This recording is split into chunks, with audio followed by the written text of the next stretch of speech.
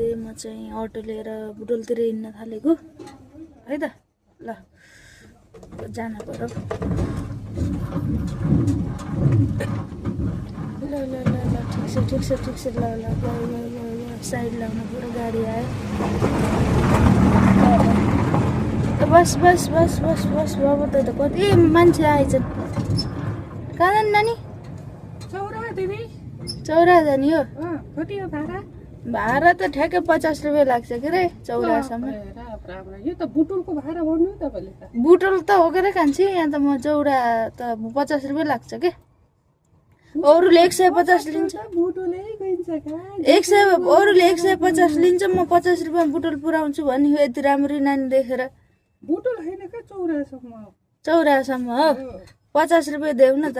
50 त भन्दा 25 रुपियाँ त बसमै गइन्छ का? के कति ठगेको रे दिदी, यहाँ त सोझा सोझी छ भनेर हो क्या? ठगेको त होइन नि नानी, 50 रुपियाँ त चाहियो के रे। धेरै के अरे 25 रुपियाँ बचाएर केपी ओली बन्यो क्या? भ्रष्टाचारी केपी ओली बन्ने होइन। ल 50 रुपियाँ देऊ, चढ। ल अरू कस्टमरहरू पनि आउँदैछन् फेरि। किन्न जाने बस के 50 रुपियाँमा त। 50 रुपियाँ भए म जाने भए ल 1 रुपियाँ कम 49। 1 रुपियाँले के गर्छ नानी? 1 रुपियाँ त हामीलाई पनि त चाहियो। त के अरे 100 रुपियाँमा 1 रुपियाँ कम आउने 99 रुपियाँको केही आउन। 1000 रुपियाँमा 1999 आउने 1 रुपियाँ कम। तिमीले यहाँ मलाई पाठ पढाउन लायो कि? अब मलाई बस यहाँ 50 रुपियाँ देऊ, कहाँ 1 रुपियाँ घटाउनु? कस्तो जाने हो? 40 रुपियाँ देऊ। के अरे देऊ 49 देऊ। त बस आउँछ कतिखेर आउँछ त कुर्न पर्यो। आऊ के आऊ नानी, तेरी आऊ के आऊ। ल ल ल आऊ 49 न 49 के हो त चुत्की आइज तिमी त। 1 रुपियाँ पनि त्यसो गर्ने। ल आऊ आऊ आऊ आऊ आऊ 49 मा आऊ, लैदिन्छु के 49 मा।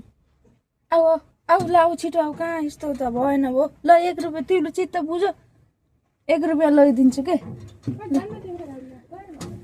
आऊ के नानी 49 मा लैदिन्छु के। ल बरु 40 रुपियाँ देउली आऊ आऊ। तेरी बल्ल बल्ल मान्छे भेट्यो थियो, गए 1 रुपियाँ घटाइदिने भनेर। आऊ के नानी आउने भए आऊ के आऊ के चौडा के 40 रुपियाँ लैदिन्छु क्या। आऊ ल अब त हिँडे म त्यसो कस्तो नराम्रो रहेछ। ल ल म गएँ।